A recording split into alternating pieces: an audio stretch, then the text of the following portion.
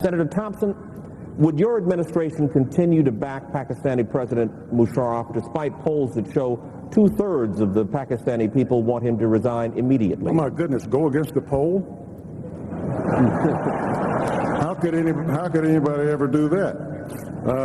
In the first place, you can tell that the news is good coming out of Iraq because you read so little about it in the New York Times.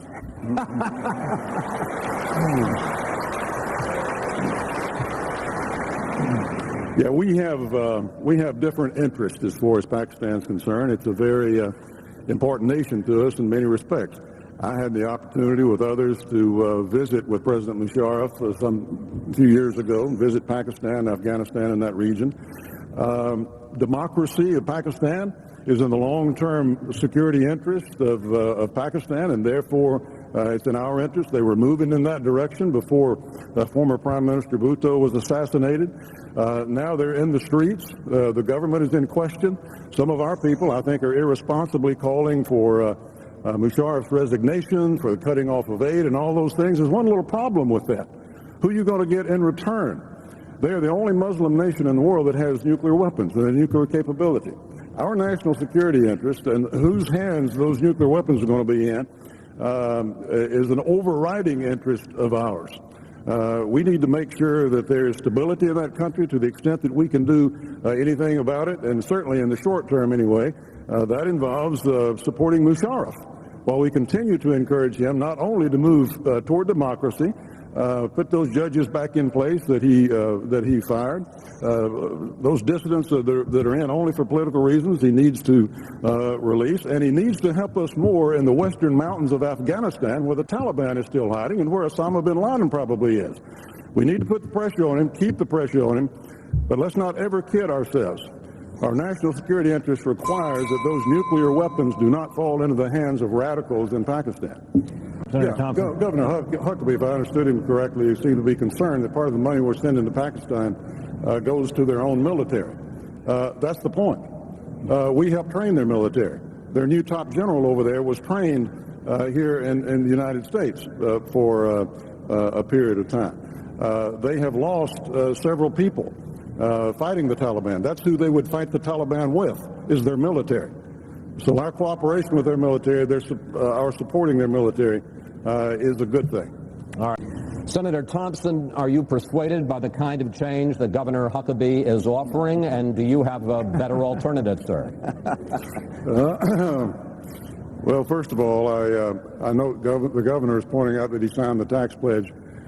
Earlier this year on Tim Russert's show on another network, he said it'd be a dangerous thing to make a tax pledge because you couldn't foresee what was going to happen in the future. Well, what happened in the future was that later on that year, when the pressure got building, he signed the tax pledge. No, I don't think so. I like to think of my own record. I pointed out several points of the governor's record and what he has done and what he has said. But we were able to go to Washington in 1995, and we passed 5 major tax bills. We passed welfare reform. We passed a balanced budget for 4 years in a row.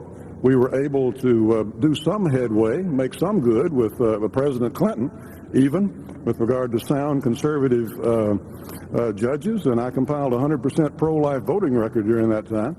And that's why the National Right to Life folks and the South Carolina Right to Life folks have endorsed me and my candidacy here. So I like to feel like we did do some good. I certainly didn't do it single-handedly. But yeah, you can be a part of something good in Congress if you work hard and the voters respond to your...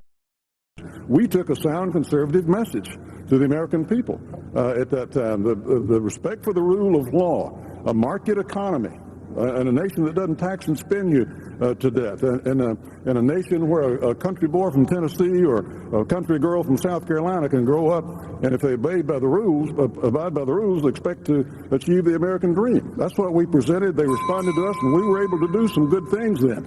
As chief executive, as president of this country, we could do a lot more good things, and that's why I'm running for president. We need to be a nation of high fences and wide gates, and we get to decide when to open the gate and when to close it. I believe with all my heart that if we enforce the border, we cracked down on employers who knowingly hired illegal immigrants and required them to use the modern technology that we have now so that they can, in effect, push a button on the front end and find out whether or not someone is legal. And if we put an end to sanctuary cities, where local governments are in effect telling their people they can't cooperate with federal authorities with regard to illegal immigrants. And we would do that by telling the sanctuary cities, if you continue that, we cut off discretionary federal funding to those sanctuary cities. If we did those things, we would have enforcement by attrition. We would reverse the process that we're going in now. It's not just 12 million people. We have to be concerned about another 12 million people. I disagree with my friend John McCain on the bill that they proposed last year. I disagree with my friend Governor Huckabee when he supported in-state tuition for illegal immigrants. When he fought the legislature, when they tried to impose verification requirements before a person could vote so you could determine they were American citizen. I think that we have got to enforce the border, crack down on employers who knowingly hire illegal immigration, and stop sanctuary cities and policies that encourage people to continue across the border while we claim to be trying to enforce the border. Thank you, Senator.